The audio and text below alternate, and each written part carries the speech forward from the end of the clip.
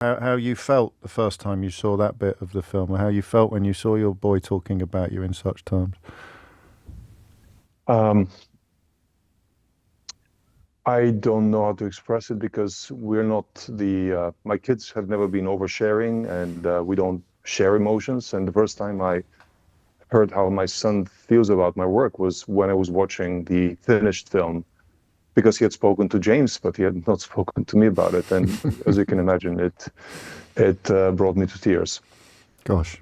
And it is to James I will turn next, just to ask about this moment of jeopardy. I mean, you're a creator, an artist, as well as a documentary maker. Was it really halfway through filming, or have you printed the legend instead of the reality? It was absolutely halfway through. I mean, you don't go into making a film about Putin's assassination program lightly, and we'd taken some pretty severe security precautions. But after a few months, we kind of thought, like, is this a bit silly? Like, do the Russians actually care what we're up to? Mm. And then Christo and I happened to be in New York at the same time, and he got this warning from the Americans saying, there's a kill team waiting for you, can't go home.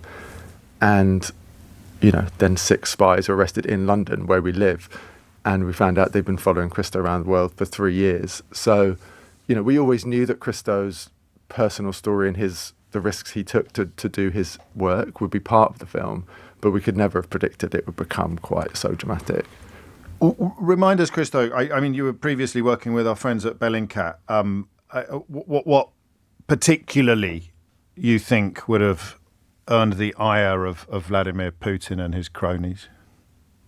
Well, I mean, usually I have to respond with take your pick. Mm. But in this particular case, we had we had a sort of pedigree of investigations that were extremely damaging for Russian intelligence operations, including the whole string of investigations that started with the Skripal's poisoning, which discovered not only who did it, but also how they used consecutive passport numbers for their fake identities, which led us to disclose more than 70 spies that had done committed crimes across Europe and the world. But you can imagine how many more would have been discovered based on that knowledge by counterintelligence services. So that must have been very painful. But when we look back at the history of the chats, because the craziest thing about this group of 6 was that they were arrested having not deleted their chat history. And this we could reconstruct, or the police could reconstruct, and we can only later follow their trail, what really happened. And based on the day that they were given the task to start following me and surveil me and my family, that coincides with the day of the publication of the investigation into the poisoning of Alexei Navalny, which was not only an important investigation, and it proved that the FSB, Russia's domestic intelligence service, had tried to kill him.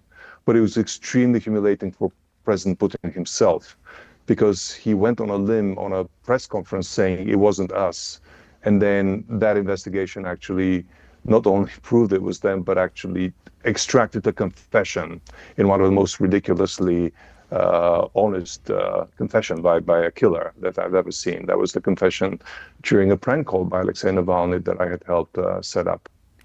And that is that in the film? Do you include the prank? You don't. I didn't think you did, but it's still available. You can, I mean, literally just Google the words. It's on YouTube. Just Google what Christo just said, and you'll find it.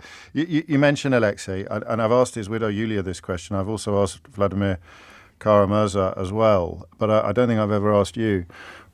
Given the obvious risks, given the obvious jeopardy that you place yourself and potentially your family in, as you discovered that day in the United States, although you wouldn't have been too surprised by the discovery, why do you do what you do, Christo?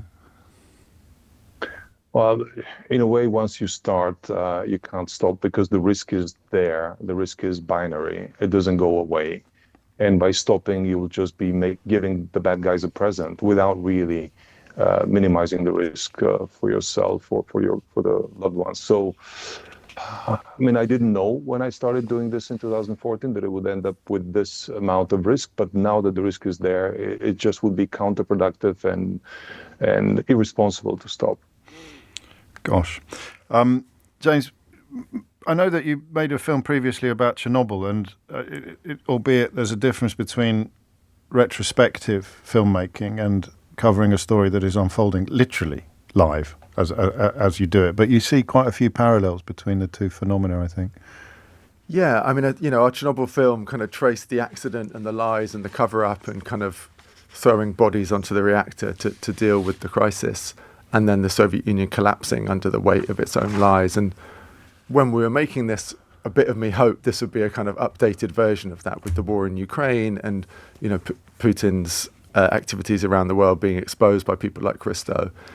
That so far hasn't come to fruition, and with a new person in the White House probably seems less likely even than it did 6 months ago.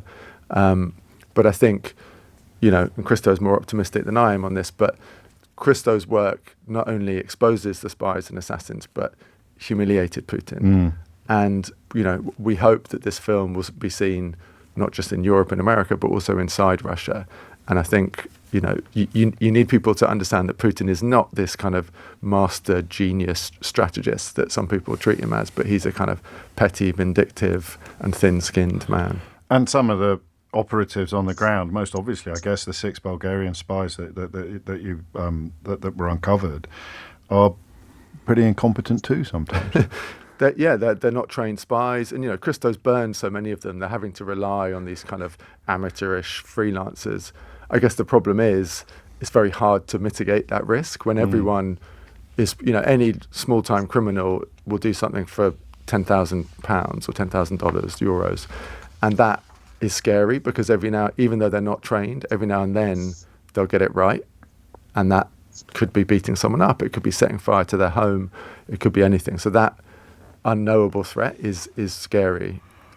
It's a film about bravery as well, not just of Christo, of course. The scientist who essentially blew the whistle on the Novichok poison program flees to the West, not knowing whether his family would ever be able to get out and join him. And you're there, I think, when they do. How do you maintain emotional distance when you're dealing with stuff that is so profoundly powerful? Yeah, so I was on the border waiting for him to illegally cross to safety and freedom. And I didn't feel a lot of emotional distance in that moment. I was pretty nervous driving up and down looking for border guards. But yeah, and actually, he's a complicated figure in that he was at the heart of darkness, working on Novichok, which was used to poison people like Alexei Navalny. And yet, that was the very first thing that I filmed. And Dawn Sturgis, of course. Yeah, well. Absolutely. And it became clear in that moment the stakes for him in risking his own safety, but also his family's future by speaking out. It was clear that the film kind of morphed into being about what you risk and what you sacrifice in telling the truth about the regime, not just the kind of inner workings of the poison program. So it becomes a film about humanity and optimism. And Christo, James mentions you're more optimistic than he is. Why are you optimistic? Well, for one thing, because I think empires like this, like Russia, they thrive on the cult to the violence and infallibility of their intelligence services. And the more they get humiliated, the more it becomes an emperor's has no clothes moment for them. And I think at the time at Bellingcat, I think that was our biggest achievement. I mean, creating consecutive piece of evidence that this is not an infallible, scary operation. It is scary, but they make blunders. And each such new disclosure chips away from the one thing that Putin or any emperor, any authoritarian leader actually cherishes, which is their scariness. And even with the arrest of the 6 bumbling idiots who almost killed my family, that is a failure. That is a major failure. And the more people see the ridiculousness of their plots in Russia, as James said, the closer we're getting to the end of this regime. And it will end.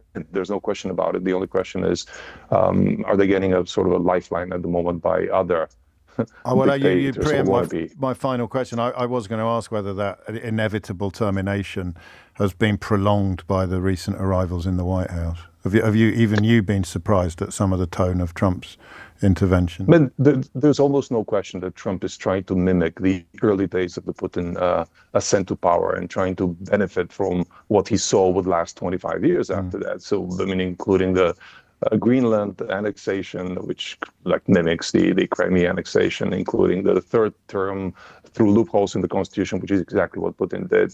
But again, it takes one of these examples to fall apart, and then everything the chips will fall after that. So that's why I think it makes sense to focus for me to continue focusing on that regime, and I think everything else is a derivative.